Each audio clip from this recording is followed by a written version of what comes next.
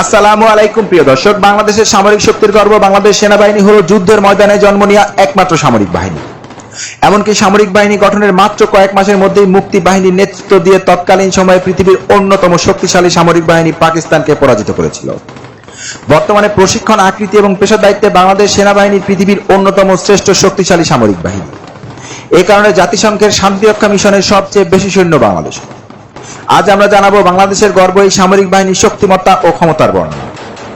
আমাদের এই তথ্যগুলো সংগ্রহ করা হয়েছে বিভিন্ন দেশি বিদেশি পত্রিকা এবং নির্ভরযোগ্য বিভিন্ন উৎস থেকে। নিজ দেশের গৌরব সম্পর্কে জানতেই MH ইউনিটিসের আজকের আয়োজন।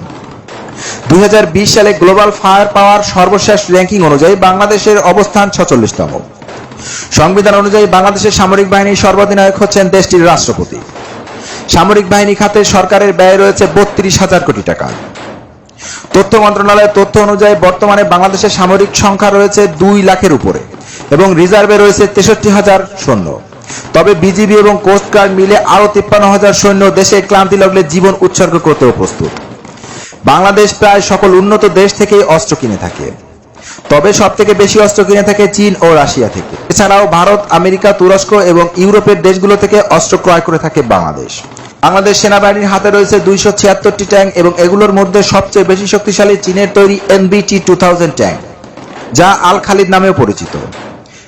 এরপরে রয়েছে চীনের তৈরি 58টি টাইপ 69 ট্যাঙ্ক। তবে বাংলাদেশ সেনাবাহিনীর হাতে সবচেয়ে বেশি সংখ্যক রয়েছে বাংলাদেশের নিজস্ব তৈরি ট্যাঙ্ক দুর্জয়।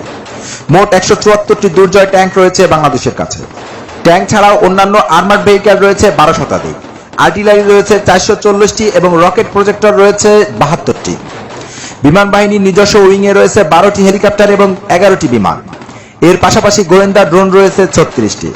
বাংলাদেশ বিমান বাহিনীর বিমান সংখ্যা রয়েছে 177টি, যার মধ্যে 44টি ফাইটার রয়েছে। আমাদের অত্যন্ত পরিচিত 8টি MiG-29 বিমানগুলো এখনো পর্যন্ত বাংলাদেশের সবচেয়ে আধুনিক যুদ্ধ বিমান। এর পরপরই রয়েছে চীনের তৈরি 37টি F-7 মাল্টি রোল ফাইটার। এই বিমানগুলো সোভিয়েত M21 এর উন্নত ভার্সন।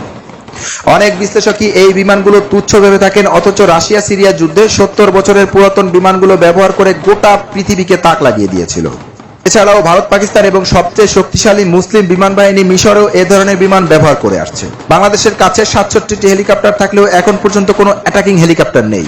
বাংলাদেশের ভূখণ্ড থেকে জলসীমা বেশি হওয়ায় নৌবাহিনী অনেক বড় ভূমিকা পালন করে থাকে।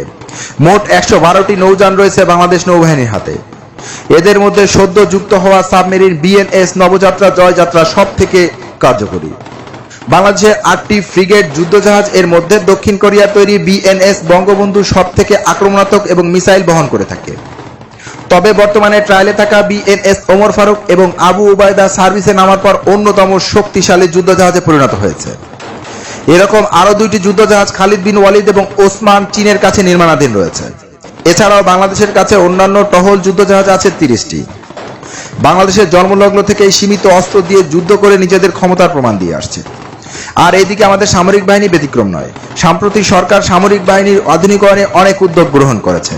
সর্বোপরি আমরা বাঙালি, দেশের জন্য আমরা সবকিছু করতে পারি। জাতি ক্লান্তি লগ্নে আমাদের দেশের প্রতিটি মানুষ এক একটি মিসাইল হয়ে শত্রুপক্ষকে ধ্বংস করে দিতে পারে এক নিমেষে। প্রিয় দর্শক, কেমন লাগলো আজকের ভিডিওটি যদি সামান্য ভালো লাগে থাকে তাহলে একটা লাইক আশা করছি, আর আমার চ্যানেলটি সাবস্ক্রাইব করে পাশে থাকা বেল বাটনটি প্রেস করে দিবেন। সবাই ভালো থাকবেন, সুস্থ থাকবেন। আসসালামু আলাইকুম ওয়া রাহমাতুল্লাহি ওয়া বারাকাতুহু।